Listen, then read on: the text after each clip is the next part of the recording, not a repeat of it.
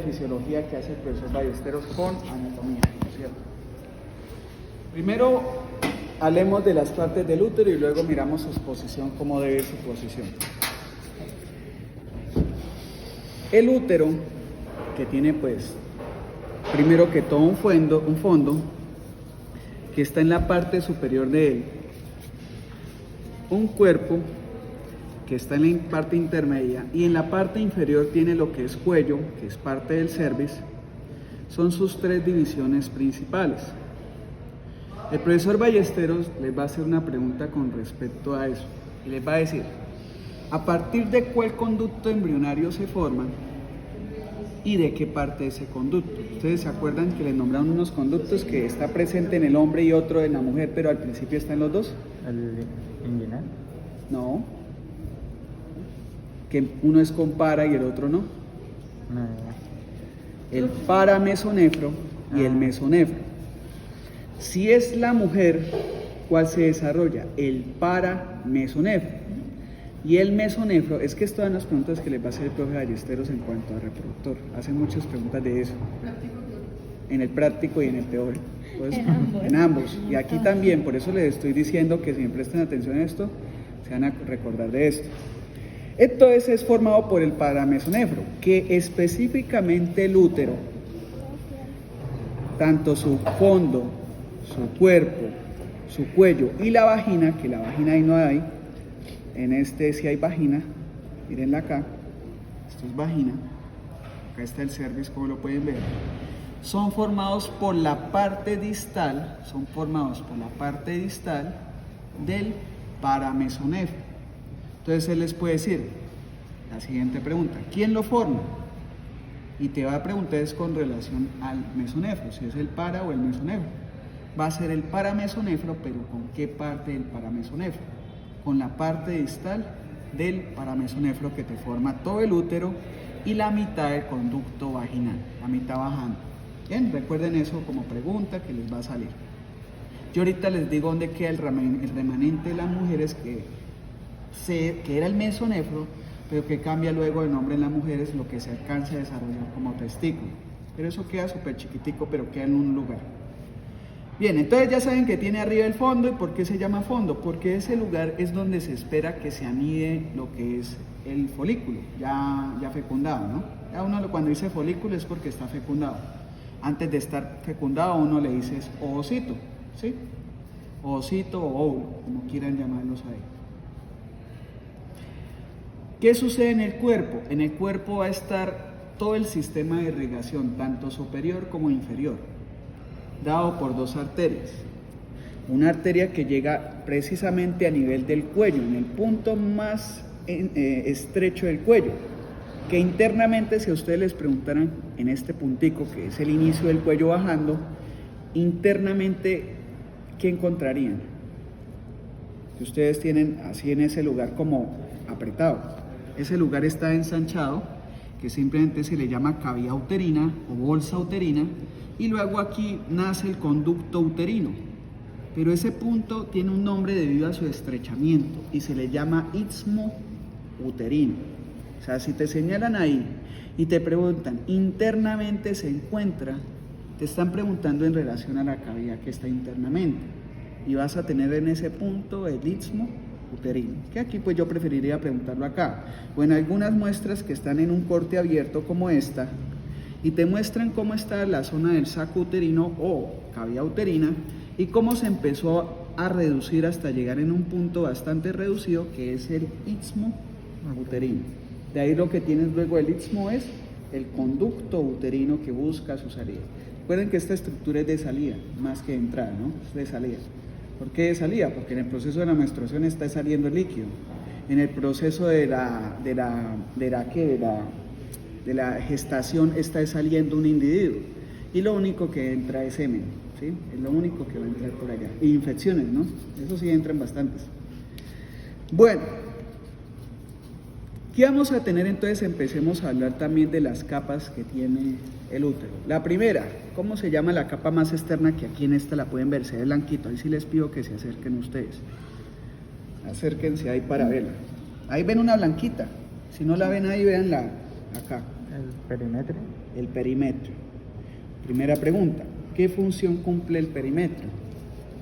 Como tal, en el útero. ¿De recubrimiento? Sí, de todos. La interna y la externa son de recubrimiento, un recubrimiento interno y externo. Pero es la que genera el esqueleto del útero. El esqueleto del útero está hacia afuera. Esa capa es bastante dura y densa. Y como tal es la que más soporte genera cuando el útero se empieza a expandir. No es la más elástica, es la que más presión va a generar. Y es como tal el esqueleto del útero. Uno esperaría que el esqueleto fuera el de la mitad, pero no. El de la mitad tiene otra función que ya les diré. Entonces es de recubrimiento externo, valga la redundancia, es de la cual van a emerger los ligamentos también del útero. Es la que va a permitir generar resistencia en el útero, porque los ligamentos también se mueven y eso genera resistencia externa. Entonces sirve como protección no solo de la parte externa que llega a ella, de microorganismos, sino también como una estructura externa de resistencia frente al soporte. La capa media. Primera pregunta, ¿qué hace de manera normal? ¿Qué hay ahí, chicas? Chicas, ¿qué hace ahí? ¿Qué sucede ahí? ¿Qué hay normalmente ahí? Ese es el mesometrio. Es el mesometrio, sí, pero de manera normal, no están en proceso de anidación ni de nada. Simplemente, ¿qué hay ahí? Es la parte que tiene más vascularización del útero. Esa zona es la que cuando se quita el endometrio termina sangrando. No es el endometrio el que sangra, es el miometrio el que está sacando esa sangre. Porque tú vas a encontrar ahí todo el sistema vascular que lo llaman el corion. ¿Han escuchado el corion? ¿No? ¿En histología tampoco? Oh, chica. Va a estar el corion. Ahí es donde se pega el cincito de trofoblasto. Exacto. Y luego forman lo que es un corion frondoso, un corion esponjoso, bueno. Pero la cuestión es que van a tener inicialmente las mujeres un sistema de lagunas ahí que lo llaman el corion. O sea, la sangre que tú ves aquí está acumulada en espacios como si fueran lagunas. Las lagunas son normales que hayan en el cuerpo. Tú tienes que cuando se une un capilar distalmente con otro, entre los dos hay una laguna de sangre, que luego pasa hacia la vena de la sangre. Pero hay lagunas también. En este lugar hay muchísimas lagunas, dije vagunas, iba a decir yo, lagunas. Esa es la razón por la cual la mujer sangra tanto. Debido a que como hay lagunas y no arterias que se aprieten frente a la respuesta, pues simplemente la sangre que está ahí acumulada empieza a salirse hacia afuera. ¿Listo? Bien, entonces va a estar el componente vascular que es el corion.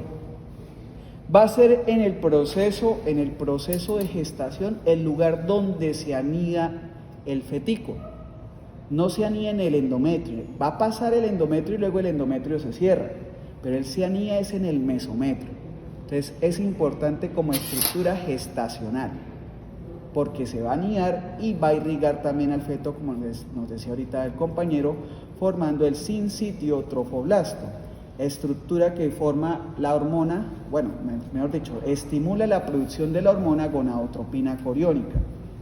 Eso luego la hipófisis es quien la produce, pero eso se está estimulando de químicos que se producen ahí. ¿Bien? Entonces, miometrio es vascular y sirve en el feto para la anidación y la formación de las arterias fetales y de la vena fetal. Es solo una vena, ¿oyeron? Y dos arterias, solo una vena. Acuérdense de eso por si les pregunta el ballesteros. ¿Cuántas de las arterias que forman en el feto? Dos. ¿Cuántas venas? Solo una. Uno pensaría que es al revés, ¿no? Porque a ti te dicen es que la relación siempre es una arteria y dos venas. Por ejemplo, en el miembro inferior y en el miembro superior, que tienes una superficial, una profunda y solo una arteria. Pero aquí es al revés, ¿sí? Dos arterias y una vena. Bien. Luego tenemos el endometrio, que también es una capa de recubrimiento, pero ya interno. Y va a establecer lo que es el saco o espacio uterino. Va a establecer qué tan grande va a ser, si es pequeño, si es grande, etc. Pero tiene una particularidad que también la tiene la parte externa, y es que ambos son impermeables. Ambos son impermeables. No tiene por qué entrar líquido fácilmente a través de él. Solo va a entrar cosas cuando se libere durante la menstruación. Entonces viene la pregunta del profesor Ballesteros que le hace, acuérdense de esto. ¿En qué día se separa de las mujeres? tomando en cuenta no el día del mes, sino día de la semana. Es que las mujeres suelen sincronizar mucho sus ciclos menstruales y suele ser que el ciclo menstrual de casi todas las mujeres, no digo de todas, sino en promedio suele ser el día 18 del mes. No sé ustedes qué día lo tienen. Cuéntenos nomás. Sí, es bueno saber. Cuéntenos qué día lo tienen ustedes.